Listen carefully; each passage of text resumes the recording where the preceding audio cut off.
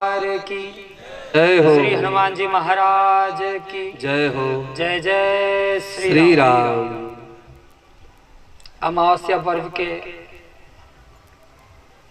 पड़वा तिथि में द्वितीय दरबार में आप और हम सभी उपस्थित हैं।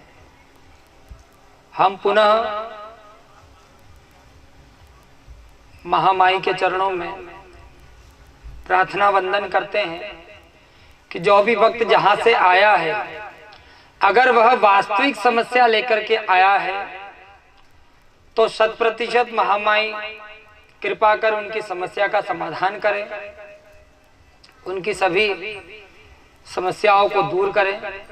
अभी हमने कहा वास्तविक समस्या, तो आप सभी जानते हैं, हम बार बार कहते हैं कि अगर कोई वास्तविक समस्या है तभी उसका समाधान होगा। ये साउंड कहां पर चल रहा है? धाम में है क्या?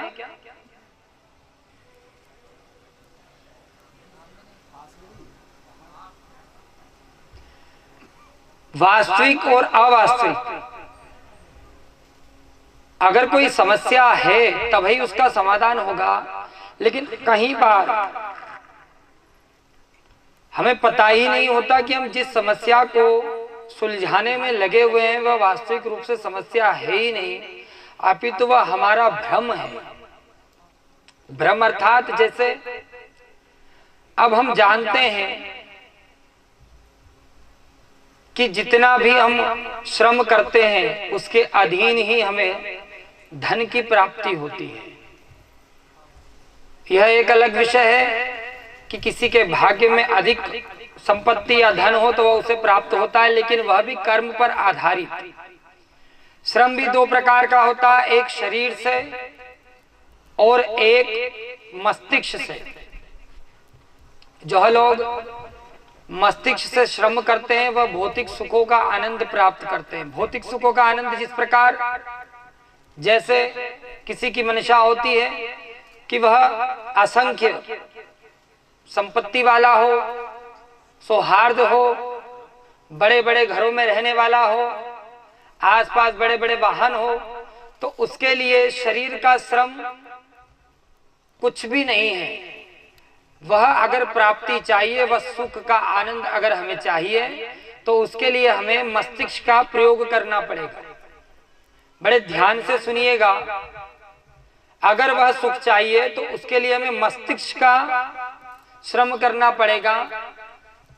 इसके एक और, आप आनंदमय जीवन चाहते हैं, थोड़ी सी व्यवस्था में अपने जीवन को मूलभूत रूप से जीना चाहते हैं, और रात्रि में आप जैसे ही अपने शयन खटिया पर, खटिया शब्द इसलिए कह रहे हैं क्योंकि खटिया पर ही नींद आती है, और जिस पर सो करके आनंद आ जाए वह खटिया है, और जिस बिस्तर पर चाय पड़े रहो नींद ना आए वह घटिया है। यह शब्द बहुत प्रयोग किया जाता है हमारे बुंदेलखंड में और निमाड़ में। तो घटिया और खटिया शब्द में बहुत अंतर है। तो अब हमें तय करना है कि हमें आखिर चाहिए क्या।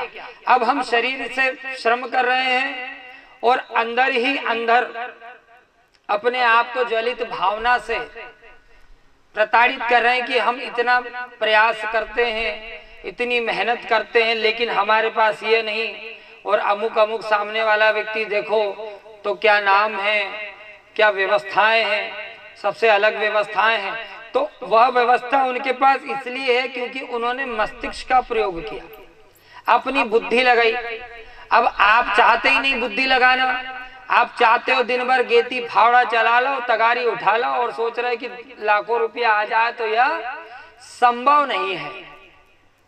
और यह करने के बाद आप सोचो कि नहीं आगे भाग्य उदय होगा, वह देख रहा है, तो वह तो देख रहा है, जितना आप कर रहे हैं वह देख रहा है, उसके अनुरूप प्रतिरूप वह आपको फल भी दे रहा है। ऐसा कदे भी संभव ही नहीं कि आपके माध्यम से कोई प्रयत्न किया जाए, कोई श्रम किया जाए और आपको फल ना मिले।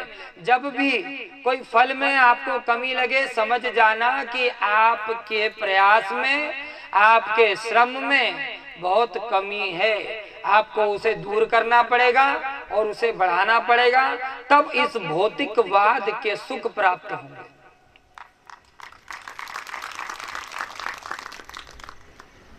हर प्रत्येक व्यक्ति को जीवन में यह प्रतीत होता है कि मुझ में कुछ बात है, अच्छी बात है, सभी में कुछ न कुछ बात होती है। सभी व्यक्तियों के अंदर कोई न कोई एक कला शिल्प परमपिता परमेश्वर की कृपा से विद्यमान है। आवश्यकता है उसे परखने की।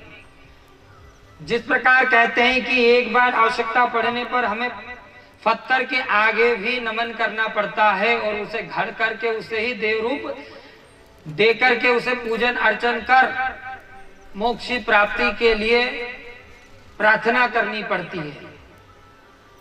आप देखते हो कि जिस भी प्रतिमा का हम पूजन अर्चन करते हैं वह किसी न किसी समय एक मूल रूप अवस्था में पत्थर ही होता है।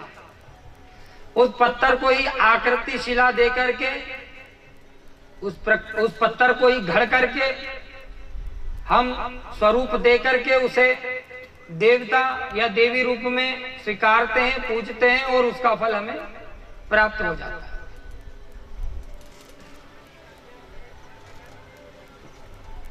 तो उसी प्रकार आपका यह निर्णय है कि आप कौन सा सुख भोगना चाहते हैं। लेकिन इतनी सी बात अवश्य ध्यान रखना, जिस प्रकार आज की तिथि, आज का नक्षत्र, आज का वार, आज का समय चला गया, तो वह आपका नहीं गया, हमारा नहीं गया, अपितु सर्वत्र इस जगत ब्रह्मांड का गया है। जो गरीब था उसका भी आज का दिन चला गया, जो अमीर है उसका भी आज का दिन चला गया। दोनों मिलकर के भी इस दिन को नहीं बचा पाए। जिनके पास कुछ नहीं था वह भी नहीं बचा पाया, और जिनके पास अरबों खरबों रुपयों की संपत्ति है वह भी आज का दिन नहीं बचा पाए हैं, उनका दिन भी आज गया। तो चिंता करनी किस बात की है। उसके बाद में हम जितनी चिंता करते हैं वही चिंता घृणा का द्वार हमारे लिए खोलती है। घृणा अर्थात हमारे मन में, हमारे हृदय में, हमारे चेहरे पर, हमारे आंखों में एक ऐसा भाव दिखाई देने लगता है जिसे सामने वाला देख करके हमसे अपने आप दूरी करने लगता है, और हमें लगता है कि वह अमुक अमुक व्यक्ति हमसे दूर जा रहा है। अब उसके पास में और भी लोग जुड़ गए, और भी व्यवस्थाएं हो गई, या हम इससे भी बुरा शब्द प्रयोग करते हैं कि वह तो अब घमंड में जा रहा है, वह पाखंड में जा रहा है, पैसा आ गया तो सब कुछ भूलने लगा। ऐसा नहीं है, और ऐसा कभी नहीं होता।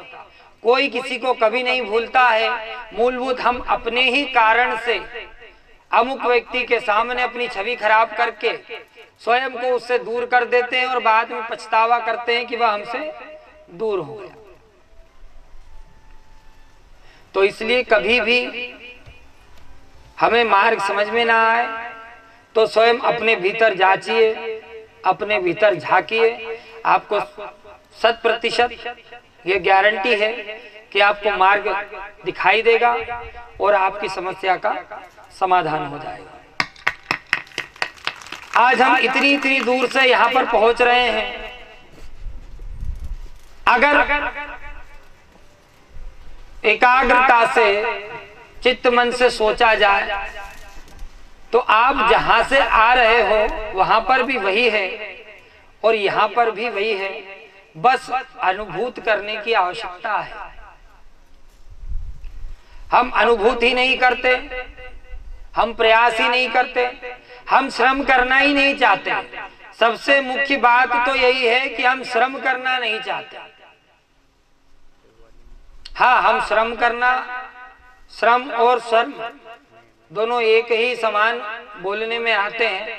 हम शर्म करना जरूर चाहते हैं। अब हमसे अपने स्टैंडर्ड के अलावा कोई काम बता दिया जाए हमें तो हम उसे करने में झिकझिका जाते हैं, हम उसे करते नहीं हैं।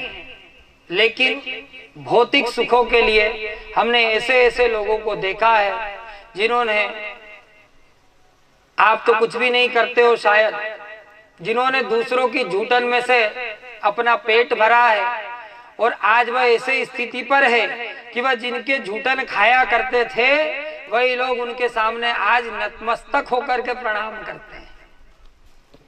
तो इससे बड़ी बात कुछ भी नहीं है। आप में आखिर ऐसा है क्या जो आप चाहते हो कि आपके